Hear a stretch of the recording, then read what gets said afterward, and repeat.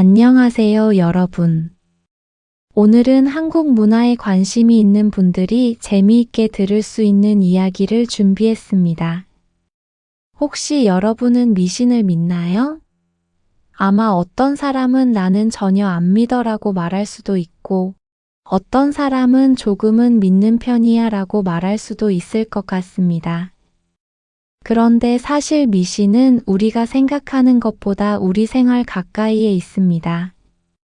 예를 들어 어떤 숫자를 좋아하거나 싫어하는 것, 시험 전에 특별한 행동을 하는 것, 중요한 날에 특정 음식을 먹는 것처럼요. 이런 행동들은 과학적으로 증명된 것은 아니지만 오랜 시간 동안 많은 사람들이 믿어온 생각입니다. 이것을 영어로는 슈퍼스티션이라고 합니다. 한국에도 아주 다양한 미신이 있습니다. 그런데 오늘 제가 이야기하고 싶은 것은 단순히 한국에는 이런 미신이 있습니다 라는 내용이 아닙니다. 왜 한국 사람들은 이런 생각을 하게 되었을까? 그리고 그 안에는 어떤 한국 문화와 감정이 들어 있을까? 이 부분을 같이 이야기해 보려고 합니다. 사실 미신은 단순히 이상한 믿음이라고 생각할 수도 있습니다. 하지만 자세히 보면 그 시대 사람들의 생활 방식, 걱정, 희망, 그리고 서로를 생각하는 마음이 담겨 있습니다. 그래서 오늘은 한국의 대표적인 미신들을 통해 한국 사람들의 생각과 문화를 조금 더 알아보겠습니다. 먼저 가장 유명한 이야기부터 시작해 보겠습니다. 바로 밤에 손톱을 자르면 안 된다라는 미신입니다. 아마 한국에서 자란 사람이라면 한 번쯤 들어봤을 이야기입니다. 어릴 때 부모님이나 할머니가 이렇게 말하는 경우가 있습니다. 밤에는 손톱 자르면 안 돼. 외국인 친구가 이 말을 들으면 아마 이렇게 생각할 수 있습니다. 왜? 손톱을 자르는 게 위험한가? 사실 지금 시대에는 밤에 손톱을 자르는 것이 전혀 이상하지 않습니다. 밝은 조명도 있고 손톱깎이도 안전하게 만들어졌기 때문입니다. 그런데 옛날 한국에서는 상황이 달랐습니다. 예전에는 지금처럼 전기가 모든 집에 있지 않았습니다. 밤에는 어두운 환경에서 생활해야 했고 작은 불빛에 의존해야 했습니다. 그래서 밤에 손톱을 자르면 손을 다칠 가능성이 있었고 잘린 손톱 조각을 제대로 치우기도 어려웠습니다. 하지만 옛날 사람들은 단순히 밤에는 조심해야 해라고만 말하지 않았습니다. 아이들에게 더 강하게 기억시키기 위해 재미있으면서도 조금 무서운 이야기를 만들었습니다. 그 이야기 중 하나가 바로 이런 것입니다. 밤에 자른 손톱을 쥐가 먹으면 쥐가 그 사람으로 변한다. 조금 무서운 이야기죠? 하지만 여기에는 옛날 한국 사람들이 가지고 있던 생각이 들어 있습니다. 예전 사람들은 머리카락이나 손톱처럼 몸에서 떨어져 나온 것도 여전히 나와 연결되어 있다고 생각했습니다. 그래서 다른 존재가 그것을 가지는 것을 불안하게 여겼습니다. 이런 생각은 한국뿐 아니라 옛날 여러 나라에서도 볼 수 있습니다. 과학이 지금처럼 발전하지 않았던 시대에는 사람들은 눈에 보이지 않는 힘이나 설명하기 어려운 일을 이해하기 위해 다양한 이야기를 만들었습니다.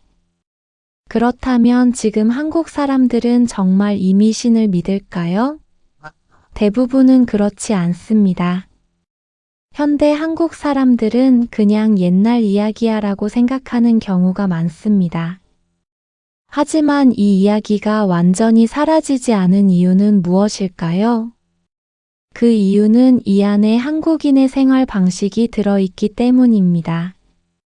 바로 작은 것도 조심하는 마음입니다. 한국 문화에서는 예전부터 작은 행동과 주변 상황을 중요하게 생각했습니다. 왜냐하면 과거에는 지금보다 생활이 훨씬 불편했고 작은 실수도 큰 문제가 될 수 있었기 때문입니다. 그래서 부모님 세대는 아이들에게 위험한 행동을 하지 않도록 여러 가지 이야기를 해주었습니다. 밤에 손톱 자르면 안 되라는 말은 사실. 귀신이 온다라는 의미보다 밤에는 조심해라는 보호의 의미가 더 컸다고 볼 수 있습니다. 다음으로 이야기할 미신은 숫자와 관련된 것입니다. 바로 숫자 4입니다. 한국에 처음 온 외국인들이 신기하게 생각하는 것 중 하나가 있습니다. 바로 건물 엘리베이터에 4층이 없는 경우입니다.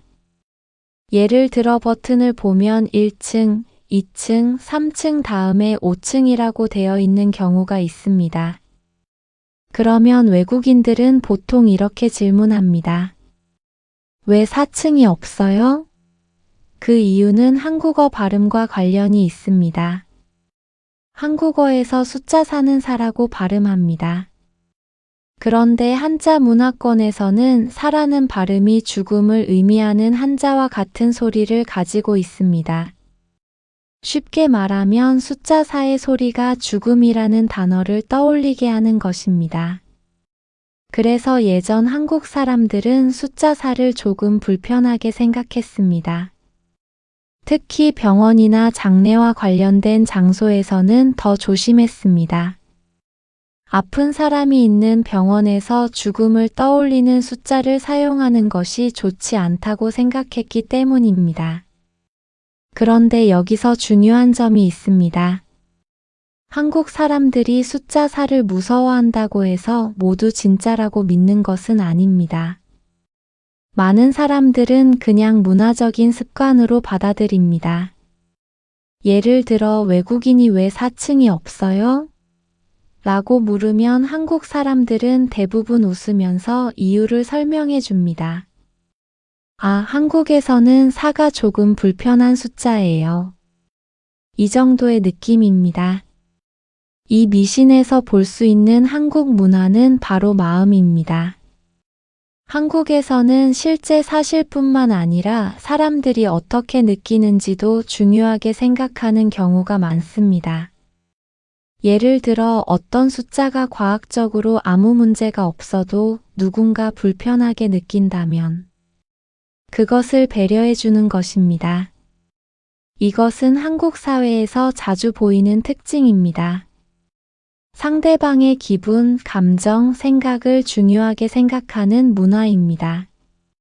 물론 모든 한국 사람이 이런 문화를 좋아하는 것은 아닙니다. 젊은 세대 중에는 숫자는 그냥 숫자일 뿐이다 라고 생각하는 사람도 많습니다. 하지만 오래된 문화는 쉽게 사라지지 않습니다. 왜냐하면 그것은 단순한 믿음이 아니라 사람들이 오랫동안 함께 만들어온 생활 방식이기 때문입니다. 이제 조금 더 재미있는 이야기로 넘어가 보겠습니다. 이번에는 한국 학생들과 관련된 미신입니다. 바로 시험과 관련된 이야기입니다. 한국에서 시험은 매우 특별한 의미를 가지고 있습니다. 특히 대학 입학 시험은 많은 학생들에게 인생에서 매우 중요한 순간으로 생각됩니다. 한국에서는 교육을 중요하게 생각하는 문화가 오래전부터 있었습니다. 공부를 잘하면 더 좋은 기회를 얻을 수 있다고 생각했고, 부모님들은 자녀의 교육을 위해 많은 노력을 했습니다. 그래서 중요한 시험을 앞두고는 여러 가지 재미있는 미신이 생겼습니다. 그중 가장 유명한 것이 있습니다. 바로 시험 전에 미역국을 먹으면 안 된다라는 이야기입니다. 여기서 미역국이 무엇인지 먼저 설명해야 할 것 같습니다. 미역은 바다에서 자라는 해조류입니다. 한국에서는 미역으로 국을 만들어 먹는데 이것이 바로 미역국입니다. 미역국은 한국에서 매우 의미 있는 음식입니다. 특히 생일날 아침에 많이 먹습니다. 왜냐하면 한국에서는 어머니가 아이를 낳은 후 몸을 회복하기 위해 미역국을 먹는 전통이 있기 때문입니다.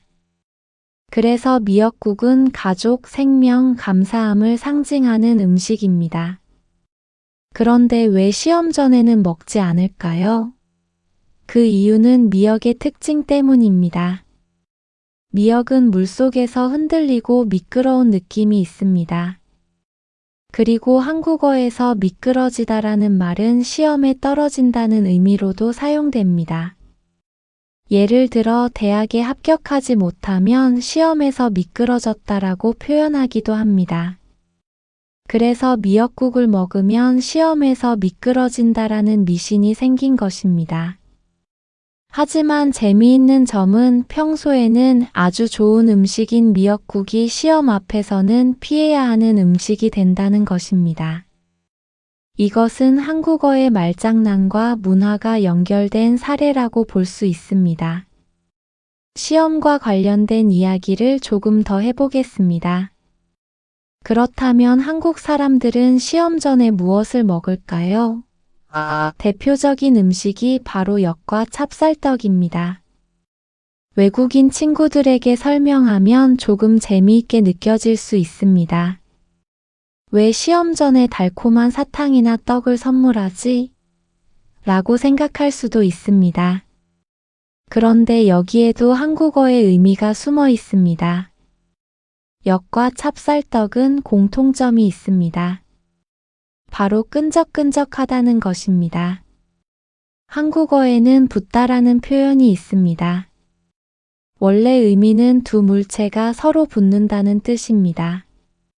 예를 들어 종이가 벽에 붙어 있다, 스티커가 붙어 있다처럼 사용합니다. 그런데 시험에서는 조금 다른 의미로 사용됩니다. 시험에 합격하면 한국에서는 시험에 붙었다라고 말합니다. 즉, 합격했다는 뜻입니다.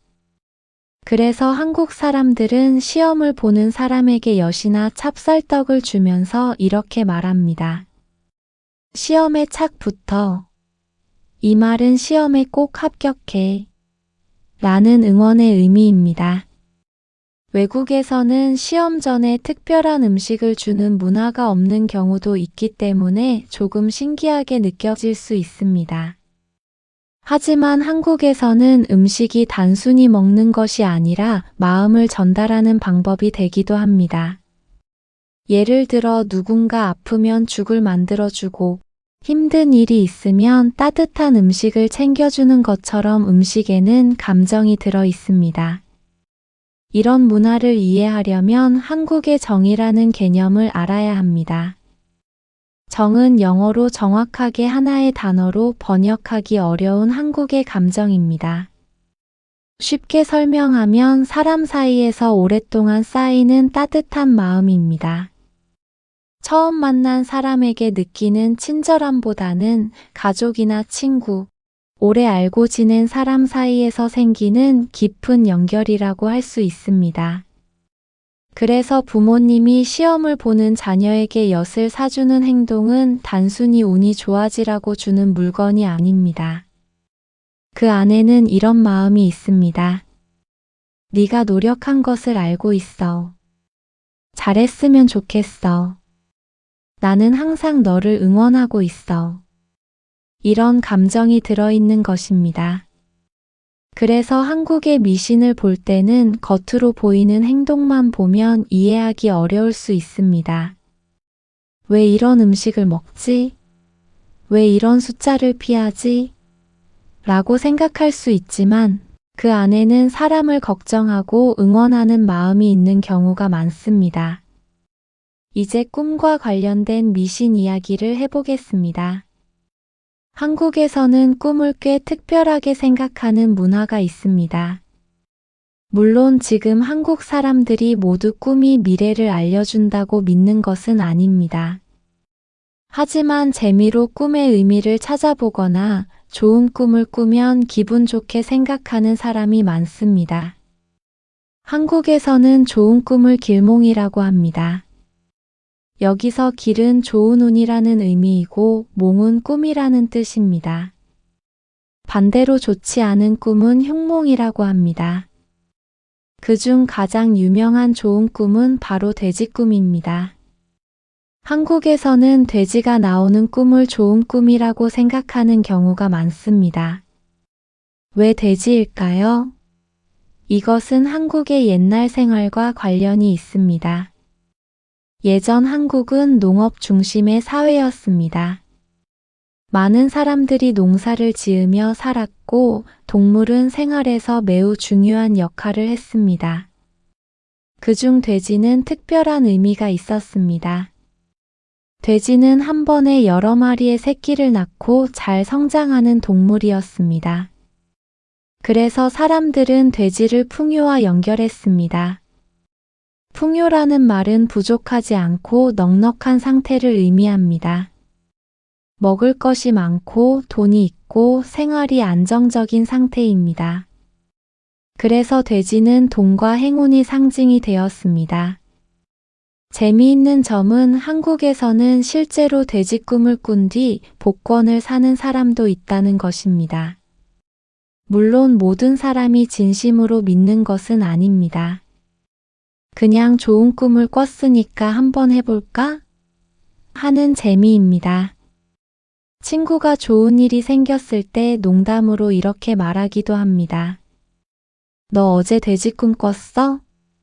이 말은 진짜 꿈을 물어보는 것이 아니라 운이 정말 좋네 라는 의미입니다.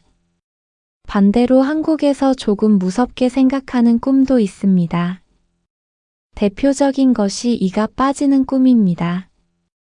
많은 한국 사람들은 이가 빠지는 꿈을 꾸면 가족이나 가까운 사람에게 안 좋은 일이 생길까 걱정하기도 했습니다. 왜 이런 생각이 생겼는지는 여러 가지 해석이 있습니다.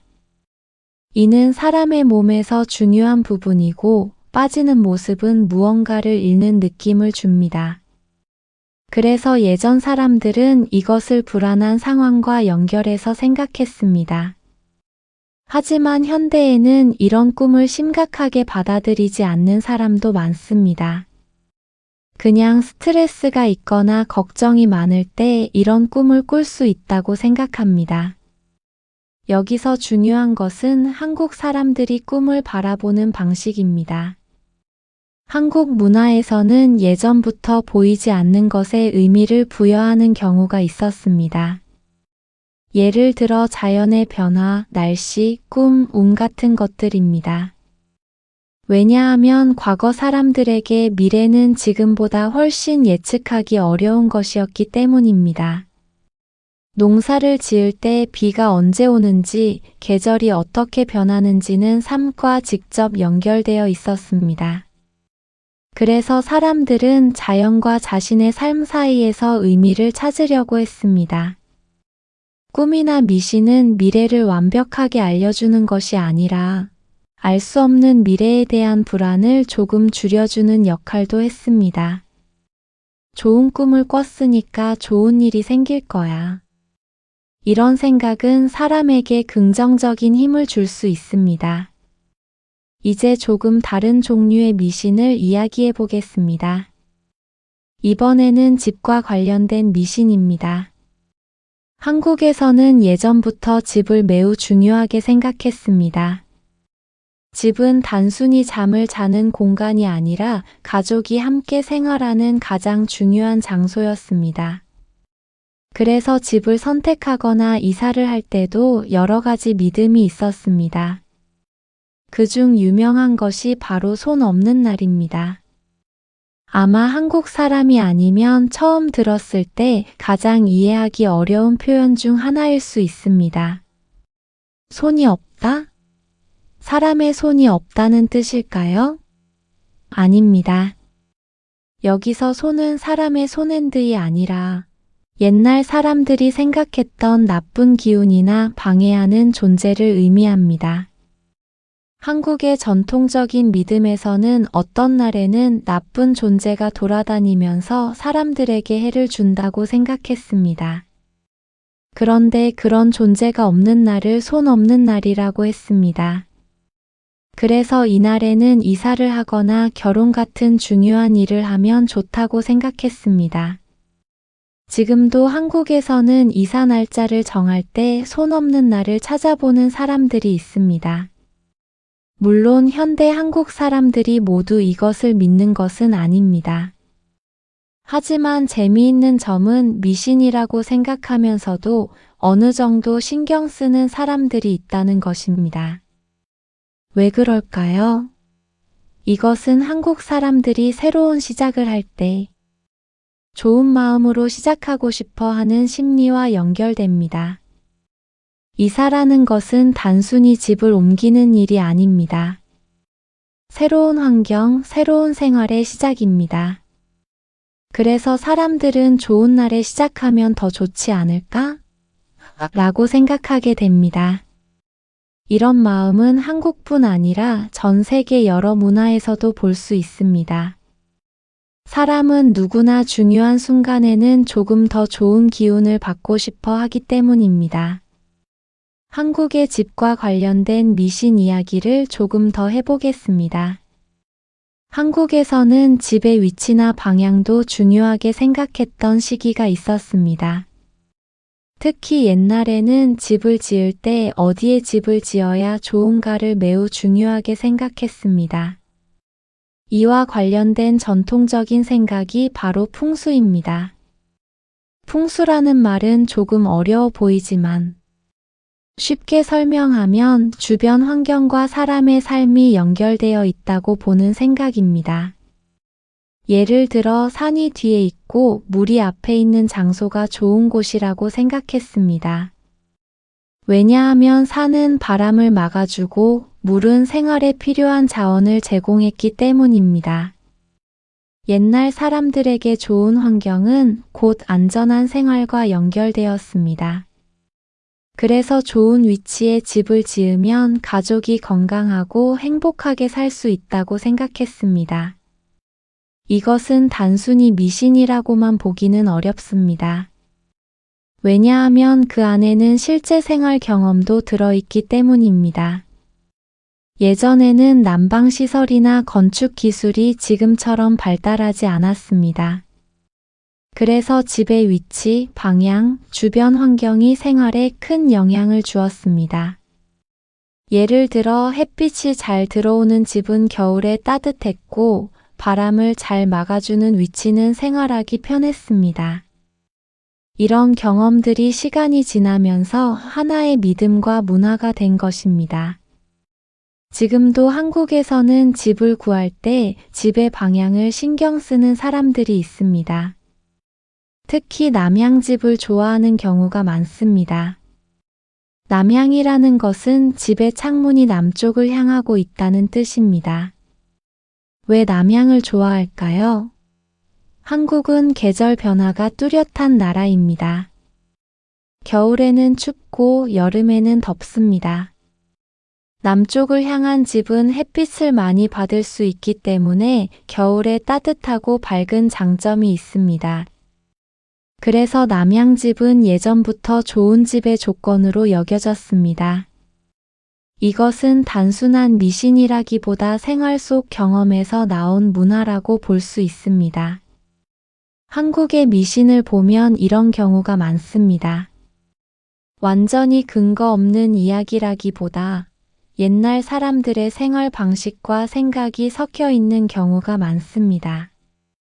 이제 조금 더 흥미로운 이야기를 해보겠습니다. 바로 빨간색으로 이름을 쓰면 안 된다라는 미신입니다. 혹시 외국에서는 빨간색 펜으로 이름을 쓰는 것이 특별한 의미가 있나요? 나라마다 다르겠지만 한국에서는 많은 사람들이 빨간색으로 사람 이름을 쓰는 것을 좋지 않게 생각합니다. 특히 어른들은 이렇게 말하기도 합니다. 사람 이름 빨간색으로 쓰면 안 돼. 왜 그럴까요? 이것은 죽음과 관련된 오래된 문화 때문입니다. 예전 한국에서는 죽은 사람의 이름을 빨간색으로 적는 경우가 있었습니다. 그래서 빨간색으로 이름을 쓰면 마치 그 사람에게 안 좋은 일이 생길 것 같은 느낌을 주게 되었습니다. 물론 지금은 이런 이유를 모르는 젊은 사람들도 많습니다. 학교에서 빨간 펜을 사용하거나 디자인에서 빨간 글씨를 쓰는 것은 전혀 문제가 없습니다. 하지만 사람 이름만큼은 아직도 조심하는 사람이 있습니다. 이 미신은 한국 사람들이 이름을 얼마나 중요하게 생각했는지를 보여줍니다. 한국 문화에서 이름은 단순한 글자가 아닙니다. 이름에는 그 사람의 존재와 정체성이 담겨 있다고 생각했습니다. 그래서 이름과 관련된 행동을 조심스럽게 생각했습니다. 비슷한 예로 한국에서는 아이가 태어났을 때 이름을 짓는 것도 매우 중요하게 생각했습니다. 예전에는 이름이 사람의 운명에 영향을 줄 수 있다고 믿는 경우도 있었습니다. 그래서 좋은 의미를 가진 글자를 사용하고 아이가 건강하고 행복하게 살기를 바라는 마음으로 이름을 지었습니다. 물론 지금은 이름을 짓는 기준이 많이 달라졌습니다. 발음이 예쁜 이름, 특별한 의미가 있는 이름, 가족이 좋아하는 이름 등 다양한 기준을 사용합니다. 하지만 여전히 이름에는 부모의 마음이 담겨 있다고 생각합니다. 이제 한국의 귀신과 관련된 이야기를 해보겠습니다. 한국의 미신을 이야기할 때 귀신 이야기를 빼놓을 수 없습니다.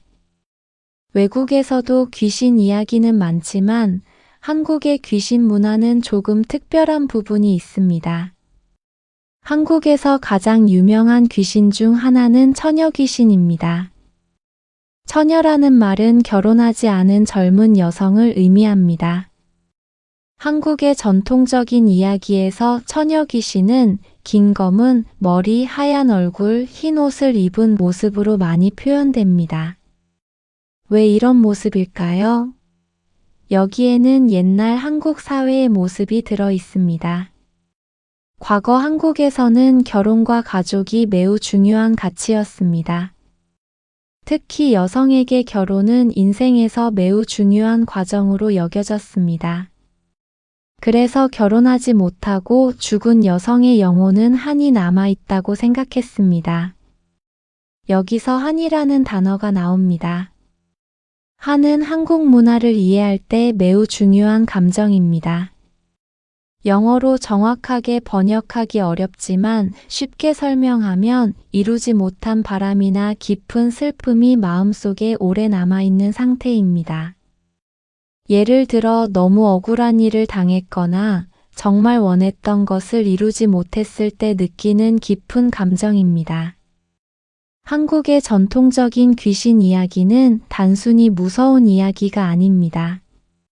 많은 경우 귀신은 슬픔과 억울함을 가진 존재로 표현됩니다.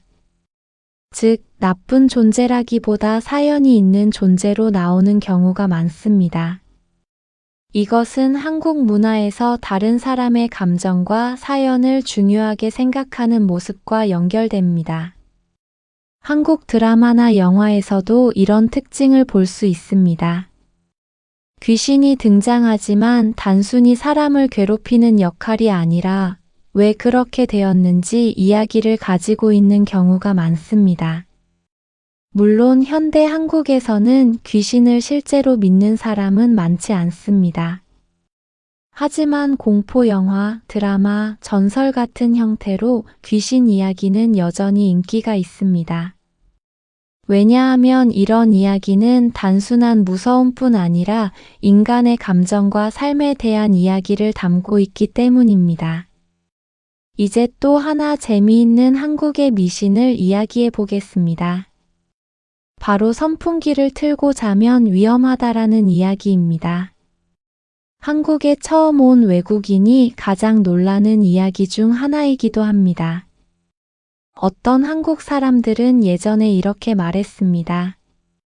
선풍기 켜고 문 닫고 자면 죽는다. 처음 들으면 정말 무서운 이야기입니다. 하지만 이것은 과학적으로 증명된 사실은 아닙니다. 그렇다면 왜 이런 이야기가 생겼을까요? 정확한 이유는 여러 가지 추측이 있지만 예전 한국의 생활 환경과 관련이 있습니다. 과거에는 지금보다 에어컨이 흔하지 않았고 여름에는 선풍기를 많이 사용했습니다. 그런데 밀폐된 작은 방에서 오랫동안 선풍기를 사용하면 춥게 느껴질 수 있고 건강에 좋지 않을 수 있다는 걱정이 있었습니다. 이런 걱정이 시간이 지나면서 선풍기를 틀고 자면 위험하다라는 이야기로 퍼진 것입니다. 재미있는 점은 이 이야기가 한국에서 오랫동안 매우 유명했다는 것입니다. 많은 사람들이 과학적인 설명을 알게 된 지금도 가끔 농담처럼 이야기합니다. 선풍기 조심해. 하지만 대부분은 진짜 믿기보다는 부모님 세대에게 들었던 익숙한 이야기로 생각합니다. 이처럼 미신은 시간이 지나면서 의미가 바뀌기도 합니다. 처음에는 사람들에게 조심하라는 메시지를 주기 위해 만들어졌지만 나중에는 하나의 문화와 추억이 됩니다. 지금까지 여러 가지 한국의 미신을 이야기해 봤는데요. 아마 이런 생각이 들 수도 있습니다. 한국 사람들은 정말 미신을 많이 믿는구나. 하지만 사실 조금 다르게 봐야 합니다. 한국 사람들이 미신을 대하는 방식은 단순히 믿는다 또는 믿지 않는다로 나누기 어렵습니다. 많은 경우 미신은 믿음이라기보다 하나의 문화, 습관, 그리고 사람들의 마음을 표현하는 방법으로 남아 있습니다. 예를 들어 어떤 한국 사람이 시험 전에 미역국을 피한다고 해봅시다. 그 사람이 정말 미역 때문에 시험에 떨어질 거야 라고 생각할 수도 있지만 대부분은 그렇지 않습니다. 그보다는 혹시 모르니까 조심하자라는 마음에 가깝습니다. 한국어에는 이런 상황에서 자주 쓰는 표현이 있습니다. 믿져야 본전이다. 이 말은 쉽게 설명하면 해도 손해가 없으니까 한번 해보자라는 뜻입니다. 예를 들어 시험 전에 좋은 음식을 먹고 좋은 말을 듣고 좋은 행동을 하는 것은 실제로 시험 결과를 바꾸지는 않습니다. 하지만 마음이 조금 편해질 수 있습니다. 그리고 중요한 순간에 긍정적인 생각을 하는데 도움이 될 수 있습니다. 이런 심리는 한국뿐 아니라 전 세계 많은 문화에서 볼 수 있습니다. 사람은 누구나 미래를 완벽하게 알 수 없기 때문에 중요한 순간에는 작은 행운의 요소를 찾고 싶어 합니다. 시험, 결혼, 이사, 새로운 시작 같은 순간에는 특히 그렇습니다. 한국의 미신도 결국 이런 인간의 마음에서 시작되었습니다. 알 수 없는 미래에 대한 걱정, 그리고 잘 되기를 바라는 희망. 이 두 가지 감정이 미신이라는 문화 속에 들어 있습니다. 이번에는 조금 다른 종류의 미신을 이야기해 보겠습니다. 바로 음식과 관련된 미신입니다. 한국에서는 음식에 특별한 의미를 부여하는 경우가 많습니다. 앞에서 시험 전에 엿과 찹쌀떡을 먹는 이야기를 했는데요. 이 외에도 음식은 한국 문화에서 매우 중요한 상징을 가지고 있습니다. 예를 들어 한국에서는 정월 대보름이라는 전통 명절에 특별한 음식을 먹습니다. 정월 대보름은 음력 1월 15일에 있는 날입니다. 옛날 한국 사람들은 이날 한 해의 건강과 행운을 빌었습니다. 이날 먹는 음식 중에는 견과류를 깨물어 먹는 불엄이라는 문화가 있습니다. 호두나 땅콩 같은 단단한 음식을 깨물면서 건강을 기원했습니다. 왜 이런 행동을 했을까요? 옛날 사람들은 몸이 건강하면 좋은 운도 따라온다고 생각했습니다. 그래서 음식을 통해 건강과 행운을 함께 빌었던 것입니다. 또 한국에서는 새해에 떡국을 먹는 문화도 있습니다. 떡국을 먹으면 한 살 더 먹는다는 의미가 있습니다. 한국에서는 나이를 중요하게 생각하는 문화가 있었기 때문에 떡국은 단순한 음식이 아니라 새로운 시작을 의미했습니다. 여기서 재미있는 점은 한국 사람들에게 음식은 단순히 배를 채우는 것이 아니라는 것입니다. 음식에는 시간, 사람, 관계, 기억이 들어 있습니다. 생일에는 미역국, 시험에는 엿과 찹쌀떡, 명절에는 특별한 음식, 아픈 사람에게는 죽. 이처럼 음식은 감정을 전달하는 방법입니다. 그래서 한국의 음식 관련 미신을 이해하면 한국 사람들이 사람과 관계를 얼마나 중요하게 생각하는지 알 수 있습니다. 이번에는 조금 무서운 이야기로 넘어가 보겠습니다. 한국에는 밤에 휘파람을 불면 뱀이 나온다라는 미신도 있습니다. 외국인 친구가 들으면 조금 이상하게 느낄 수 있습니다. 휘파람을 부는 것과 뱀이 무슨 관계가 있지? 라고 생각할 수 있습니다. 사실 뱀이 정말 휘파람 소리를 듣고 온다는 과학적인 근거는 없습니다. 그렇다면 왜 이런 이야기가 생겼을까요? 옛날 한국에서는 밤이 지금보다 훨씬 어두웠습니다. 길에는 가로등이 많지 않았고 집 주변에는 위험한 동물이 있을 수도 있었습니다. 특히 시골에서는 뱀 같은 동물을 실제로 만날 가능성도 있었습니다. 그래서 밤에 큰 소리를 내거나 장난을 치는 행동을 막기 위해 이런 이야기가 만들어졌다고 볼 수 있습니다. 하지만 시간이 지나면서 밤에 휘파람을 불면 뱀이 나온다라는 재미있는 이야기로 변한 것입니다. 비슷한 미신으로 밤에 피리를 불면 귀신이 온다라는 이야기도 있습니다. 이 역시 아이들이 밤늦게까지 놀거나 시끄럽게 하는 것을 막기 위한 의미가 있었습니다. 이런 미신들을 보면 한 가지 공통점을 발견할 수 있습니다. 바로 아이들에게 조심성을 가르치는 역할을 했다는 것입니다. 옛날에는 지금처럼 책이나 인터넷으로 모든 정보를 쉽게 배울 수 없었습니다. 그래서 어른들은 이야기와 전설을 통해 아이들에게 필요한 교훈을 전달했습니다. 위험하니까 하지 마. 라고 직접 말하는 것보다 그렇게 하면 무서운 일이 생겨. 라고 말하면 아이들은 더 쉽게 기억했습니다. 물론 지금의 기준으로 보면 조금 과장된 이야기입니다. 하지만 그 시대 사람들에게는 나름의 교육 방법이었습니다.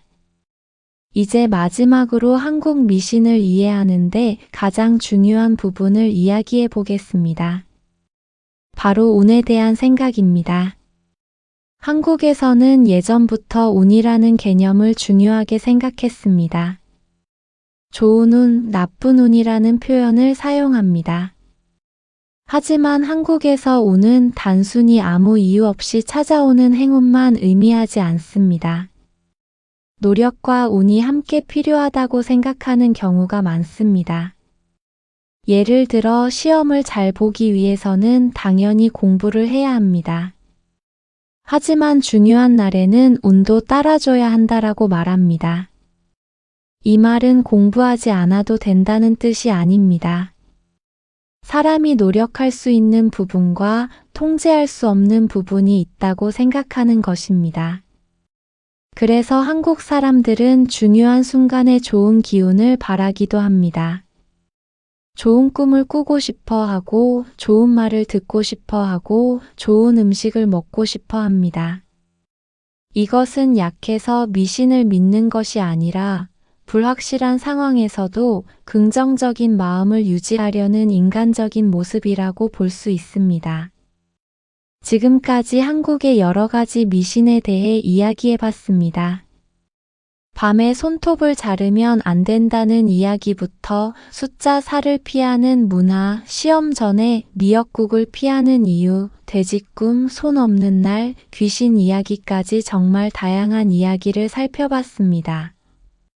그런데 이 모든 이야기를 하나로 연결해서 보면 공통점이 하나 있습니다. 바로 사람의 마음입니다. 사실 미신은 단순히 맞다, 틀리다의 문제로만 볼 수 없습니다. 물론 과학적으로 증명되지 않은 이야기도 많습니다.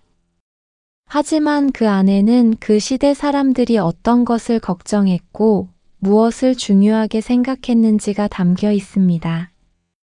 예를 들어 밤에 손톱을 자르면 안 된다는 이야기는 단순히 귀신 이야기가 아닙니다. 그 안에는 아이가 다치지 않기를 바라는 부모님의 마음이 있습니다. 시험 전에 엿을 주는 문화에는 단순히 합격 운을 바라는 마음뿐 아니라 자녀가 잘 되기를 바라는 가족의 사랑이 있습니다. 돼지 꿈을 좋은 꿈이라고 생각하는 문화에는 풍요로운 삶을 원하는 사람들의 희망이 담겨 있습니다. 이렇게 보면 미신은 단순히 이상한 믿음이 아니라 사람들이 자신의 마음을 표현하는 하나의 방법이라고 볼 수 있습니다. 한국 문화를 이해할 때 중요한 단어 중 하나가 있습니다. 바로 정입니다. 앞에서도 잠깐 이야기했지만 정은 한국 문화를 이해하는 데 정말 중요한 개념입니다. 정은 단순한 친절과는 조금 다릅니다. 처음 만난 사람에게 보여주는 예의가 아니라 오랜 시간 함께하면서 생기는 깊은 감정입니다. 예를 들어 오랫동안 알고 지낸 친구가 힘든 일을 겪으면 자연스럽게 도와주고 싶어지는 마음. 가족이 말하지 않아도 서로를 걱정하는 마음. 이런 것이 바로 정입니다. 한국의 많은 미신에도 이런 정이 들어 있습니다. 누군가에게 좋은 일이 생기기를 바라는 마음. 나쁜 일이 생기지 않기를 걱정하는 마음. 미래가 조금 더 행복하기를 바라는 마음. 이런 감정들이 오랜 시간 동안 이야기와 행동으로 이어져 온 것입니다. 그래서 한국의 미신을 이해하면 단순히 한국 사람들은 이런 걸 믿는구나라고 생각하는 것보다 더 깊은 문화적 의미를 볼 수 있습니다. 그렇다면 현대 한국 사람들은 미신을 어떻게 생각할까요? 요즘 한국에서는 과거보다 훨씬 과학적인 사고방식을 중요하게 생각합니다. 많은 사람들이 미신을 진짜 사실이라고 믿지는 않습니다. 예를 들어 숫자 4 때문에 문제가 생긴다거나 꿈 때문에 미래가 결정된다라고 생각하는 사람은 많지 않습니다. 하지만 그렇다고 해서 이런 문화가 완전히 사라진 것은 아닙니다. 왜냐하면 미신은 이제 하나의 전통과 재미있는 문화가 되었기 때문입니다. 친구끼리 재미로 꿈 이야기를 하고 시험 전에 장난처럼 미역국 먹지 말라고 말하고 새로운 집으로 이사할 때 좋은 날짜를 찾아보기도 합니다. 이런 행동은 반드시 믿음 때문만은 아닙니다. 오히려 오래된 문화에 대한 친숙함, 가족과의 기억, 그리고 좋은 시작을 하고 싶은 마음 때문입니다. 이것은 외국 문화에서도 비슷한 모습을 찾을 수 있습니다. 어떤 나라에서는 행운을 가져다 주는 물건을 가지고 다니고 어떤 나라에서는 중요한 날에 특별한 행동을 합니다. 결국 사람들은 어디에 살든 비슷한 마음을 가지고 있습니다. 행복하고 싶고 좋은 일이 생기기를 바라고 소중한 사람들을 지켜주고 싶어 합니다. 한국의 미신도 바로 이런 인간적인 마음에서 시작되었습니다. 마지막으로 오늘 이야기한 내용을 정리해 보겠습니다. 한국의 미신은 단순히 비과학적인 믿음이라고만 보기 어렵습니다. 그 안에는 한국 사람들이 살아온 환경과 역사, 가족을 생각하는 마음, 미래에 대한 희망이 들어 있습니다.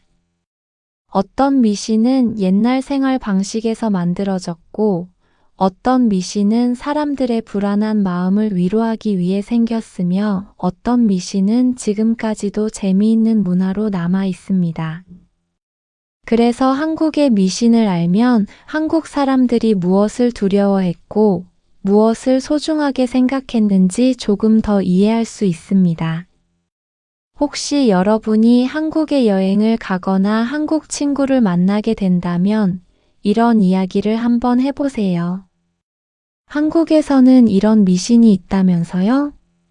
라고 물어보면 아마 많은 한국 사람들이 자신의 경험이나 가족 이야기를 재미있게 들려줄 것입니다.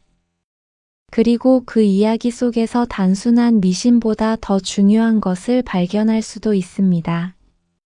바로 한국 사람들이 가진 따뜻한 마음과 서로를 생각하는 문화입니다. 오늘은 한국의 재미있는 미신과 그 안에 숨겨진 문화 이야기를 함께 알아봤습니다. 끝까지 들어주셔서 감사합니다. 다음 시간에도 한국 문화를 더 재미있고 쉽게 이해할 수 있는 이야기로 찾아오겠습니다. 그럼 다음에 만나요. 감사합니다.